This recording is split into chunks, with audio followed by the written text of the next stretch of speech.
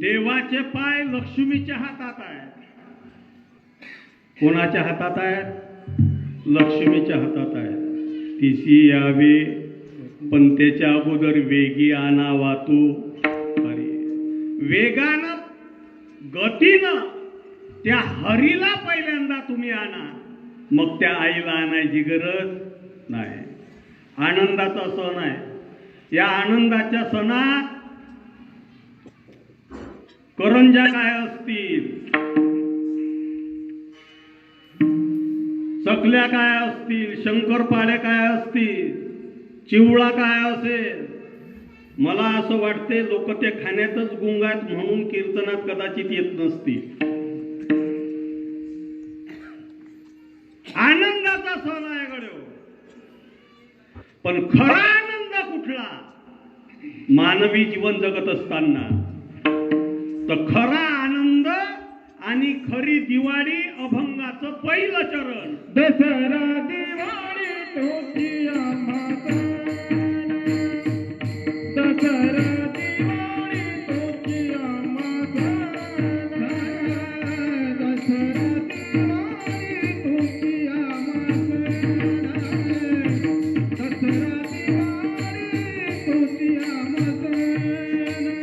दसरा दिवाळी तोची आम्हा,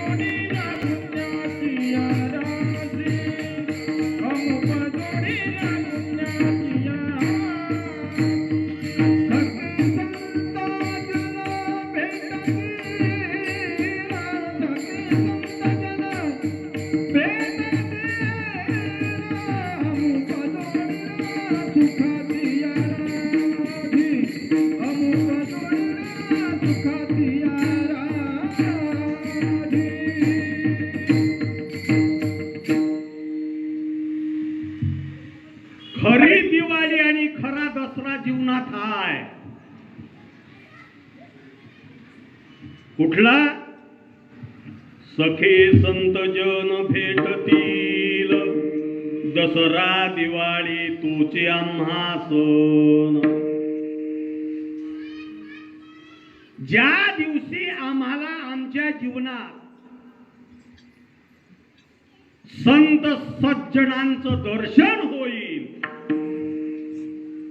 तो दिवस आमच्यासाठी दसरा आणि दिवाळी आहे. आणि त्या अनुषंगाने काय होईल? ज्या दिवशी आम्हाला आमच्या जीवनात सखे संतजन भेटतील ना, त्या दिवशी आमच्या जीवनात अमूप जोडील्या सुखाची या राशी. सुखासाठी प्रत्येकाची तळमळ आहे, प्रत्येकच सुखासाठी हपापलेला आहे, पण प्रत्येकाला सुख मिळत नाही गळ्या. परंतु ज्या दिवशी तुम्हाला तुमच्या जीवनात संतजन भेटतील, त्या दिवशी अमूप जोडील्या सुखाची या राशी. राशी राशी राशी, एक सुख भेटणार नाही, राशीच्या राशी भेटतील, अमूप भेटतील, अमाप भेटतील. एखाद्या वेळेस आपण वर्णन करताना सहज वर्णन करतो ना, त्यांचं काय अमाप संपत्ती आहे, म्हणजे त्या संपत्तीचं संख्येत वर्णन करू शकत नाही. अमूप जोडिल्या सुखाची राशी. आपण सदन कास्तकार आहात.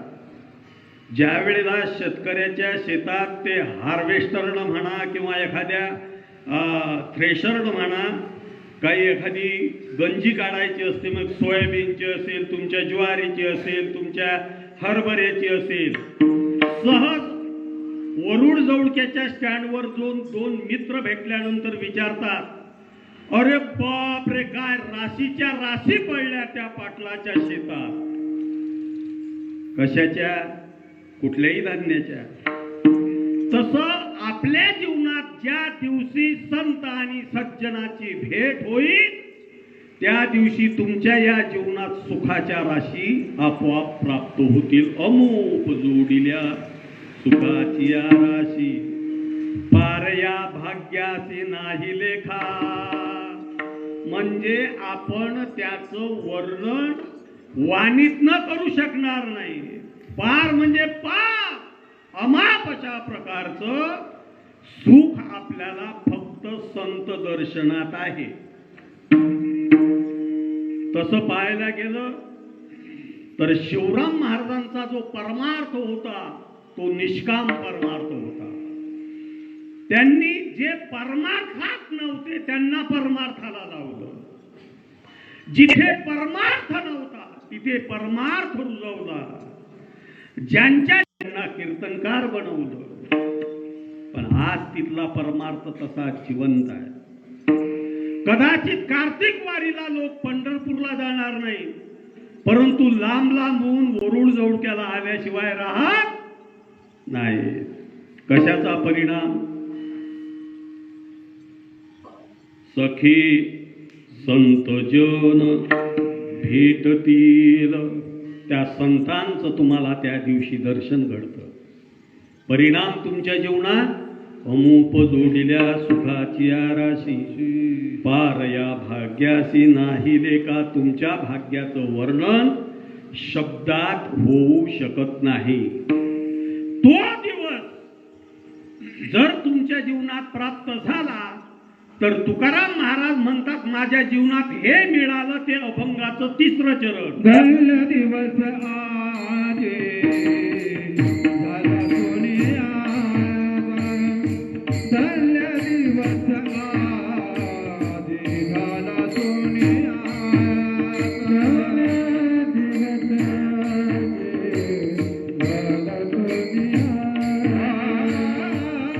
धन्य दिवस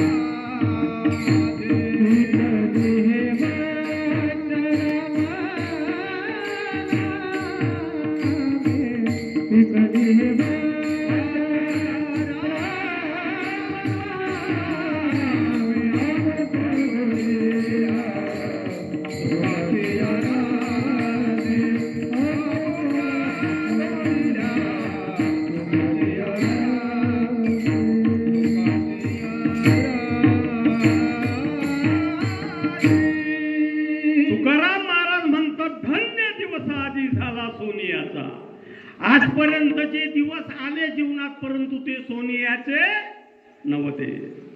मग आजच का सोनियाचा दिवस झाला? सत्य सद्गुरुराये कृपा मज केली, परिणाई घडली सेवा काय, सापडविले वाटे जाता गंगा स्नाना, मस्तकी तो जाना ठेविला कर, धन्य दिवस आजी झाला सोनियाचा. जोपर्यंत मानवी जीवनात सद्गुरूची कृपा होत नाही तोपर्यंत मानवी जीवनात धन्य दिवस आजी प्राप्त होऊ शकत नाही. पण आम्हाला संतही समजत नाही. संत म्हणून आम्ही कोणालाही संत म्हणतो, आणि ज्या दिवशी त्या संतात असंताचा गुण दिसायला लागला की आपण खऱ्या संताला देखील नाव ठेवायला मागे पुढे करत नाही. संत कुठला वेश नाही, संत कुठली जाती नाही, संत कुठला धर्म नाही, संत ही आहे वृत्ती. जोपर्यंत वृत्ती हे निवृत्त होत नाही तोपर्यंत जन कोण आहे हे प्रत्येकाला जनातला जन समजत नाही. वृत्ती हे निवृत्त झाली मग जनन देखे तेथे. जोपर्यंत सर्व वृत्तीवर आहेत महाराज, वृत्तीवर आहे म्हणून निवृत्त होऊन कीर्तनात येऊ शकत नाही. आणि असं आयुष्य आयुष्य आयुष्य जरी गेलं तरी मी पहिल्यांदा जो शब्द उच्चारला तो 7 जन्मही माणसाचे घेतले तरी अमर प्रद आणि भगवत दर्शन आणि संत भेटी ह्या 3 गोष्टी तुमच्या जीवनात येणार नाही. पहिली गोष्ट संत दर्शनी हा लाभ आणि मग पद्मनाभ जोडीलो. तुम्ही संत दर्शन सोडून देता आणि डायरेक्ट देवाच्या दर्शनाला जाता, तो देव आहे की कोण आहे हे देखील तुम्हाला कळत नाही. आजचाच दिवस घ्या ना, बलिप्रतिपदेचा दिवस. बळीला पाताळात घातलं परंतु त्याचा नाश करता आला नाही, कारण तो आस्तिक होता. त्याची एक वृत्ती जे होती त्या वृत्तीने त्याला तारलं. नाही तर का ग बग रिठा मारिले बाळपणी अवघी दैत्य खाणी बुडविली. दैत्यांची खाणी देवाने बुडवली पण बळीला मात्र बुडवता आलं नाही. शेवटी नाविलाजानं काग बगरिठा मारल्यान गो आणि बळीला पाताळी घातल्यान गो.